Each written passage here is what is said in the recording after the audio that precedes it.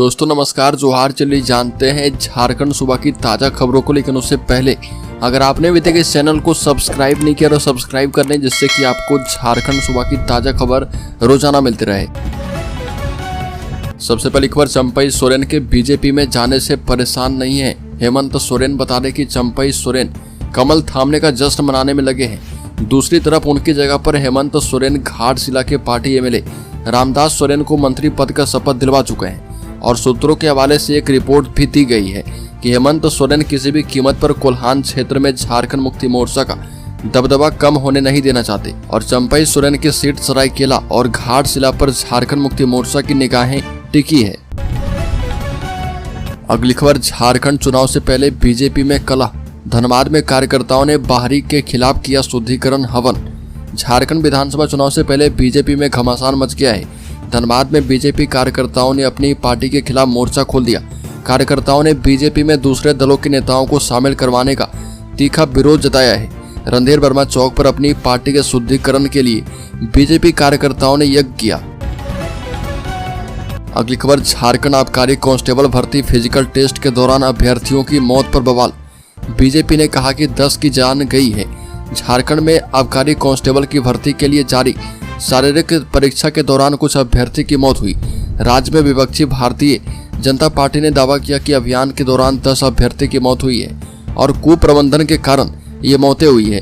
Police ने एक बयान में कहा कि झारखंड आबकारी कांस्टेबल प्रतियोगी परीक्षा के तहत शारीरिक परीक्षा रांची, गिरिडीह, हजारीबाग, पलामू, पूर्वी सिंहभूम और साहिबगंज जिले के 7 केंद्रों पर आयोजित किया गया था।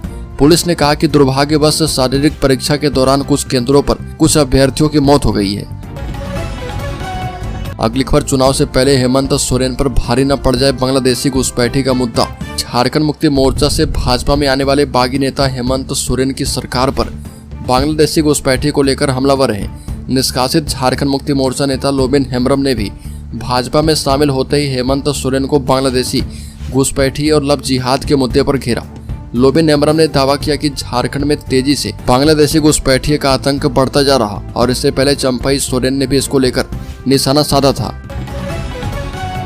अगली खबर, झारखंड उच्च न्यायालय ने एक महत्वपूर्ण घटनाक्रम में कार्यवाहक मुख्य न्यायाधीश सुजीत नारायण प्रसाद और न्यायमूर्ति अरुण कुमार राय की अध्यक्षता में केंद्र और राज्य सरकार दोनों को झारखंड में आदिवासी के धर्मांतरण के संबंध में तत्काल जवाब देने का निर्देश दिया। कोर्ट ने अगली सुनवाई 5 सितंबर के लिए निर्धारित की है, जिसमें सरकारों से इस मुद्दे को संबोधित करने का आग्रह किया गया है। याचिकाकर्ता के वकील ने चिंता व्यक्त की है कि झारखंड में आदिवासी समुदाय के सदस्य को धर्म परिवर्तन के लिए गुमराह किया जा रहा और चंगाई सभा जैसे संगठित समारोह का हवाला दिया गया, जिसके बारे में माना जाता है कि वो धर्म परिवर्तन को बढ़ावा दे रहे। अगली खबर, झारखंड के पारस शिक्षकों को अब हर साल नहीं करवाना होगा सेवा सत्यापन और मानदेय बढ़ोतरी। झारखंड के सहायक अध्यापकों को अब प्रतिवर्ष संतोषप्रद सेवा का सत्यापन नहीं करवाना होगा। शिक्षकों को मानदेय बढ़ोतरी के लिए मुखिया एवं प्रमुख से सेवा सत्यापन करवाना होता था।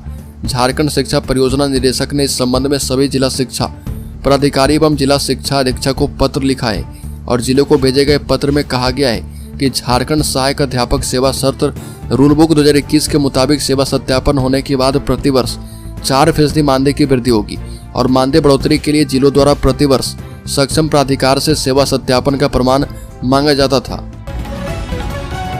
अगली खबर, शारीरिक परीक्षा की पुरानी नीति लागू करने पर झारखंड में हो रहा विचार। झारखंड उत्पाद सिपाही की नियुक्ति में आधे दर्जन के करीब अभ्यर्थियों की मौत के बाद शारीरिक दक्षता परीक्षा की नीति बदलने का प्रस्ताव है।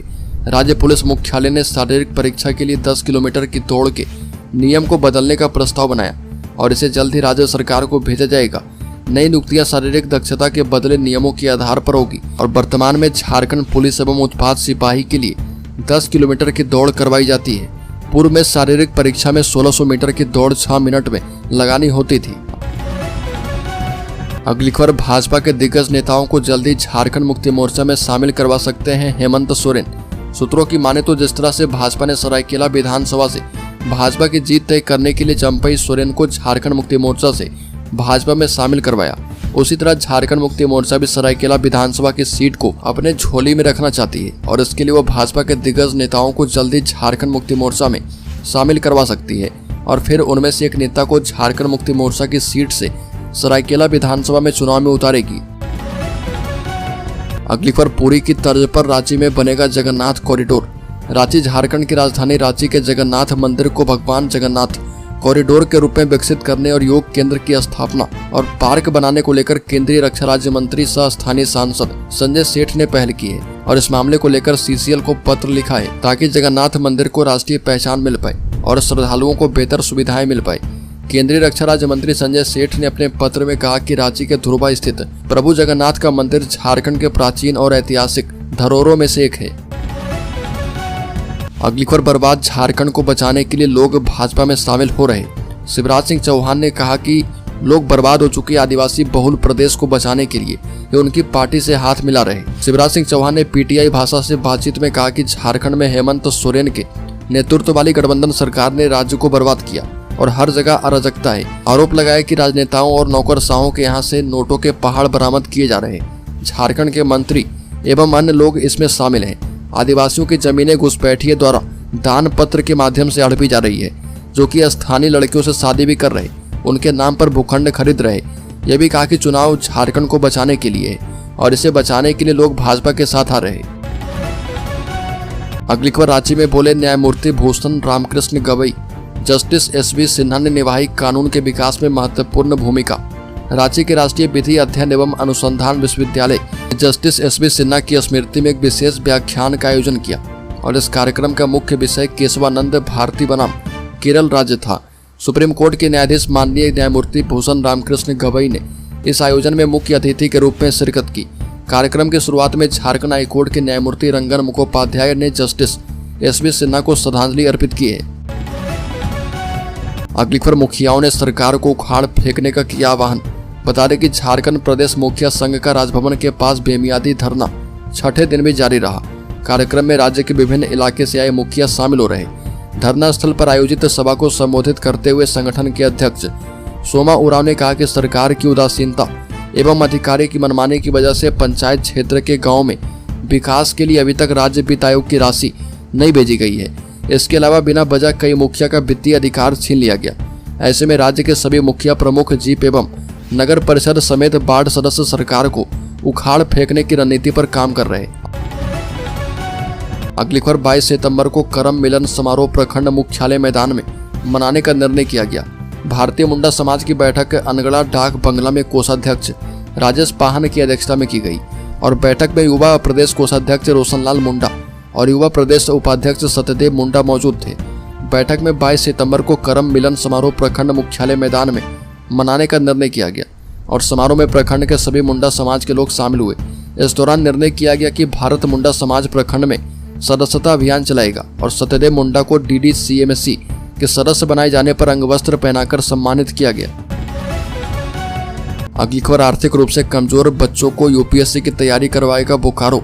जिला प्रशासन बता दें कि बोकारो के बच्चों का IAS IPS इंजीनियर एवं अन्य अधिकारी बनने के सपने में आर्थिक व्यवस्था रोड़ा नहीं बनेगी। बोकारो जिला प्रशासन जिले के आर्थिक रूप से कमजोर होनहार छात्रों के लिए निःशुल्क कोचिंग सेवा देगा और इसके लिए दिल्ली का नामचीन कोचिंग संस्थान career plus educational society coaching संस्थान का चयन किया गया है। कोचिंग में नामांकन के लिए 10 सितंबर तक इच्छुक छात्र छात्रा आवेदन कर पाएंगे। उक्त कोचिंग से बिल्कुल मुफ्त में पढ़ाई कर सकते हैं। अगली खबर राज्य के बोकारो शहर में संदिग्धों की निगरानी के लिए लगेंगे 35 जगहों पर CCTV कैमरे। बोकारो शहर की निगरानी के लिए विभिन्न चौक चौराहे पर हाई क्वालिटी का CCTV कैमरा लगाया जाएगा। पुलिस की ओर से पहल शुरू कर दी गई है और BS सिटी थाना में शहर के व्यवसायियों के साथ पुलिस अधिकारी की बैठक की गई।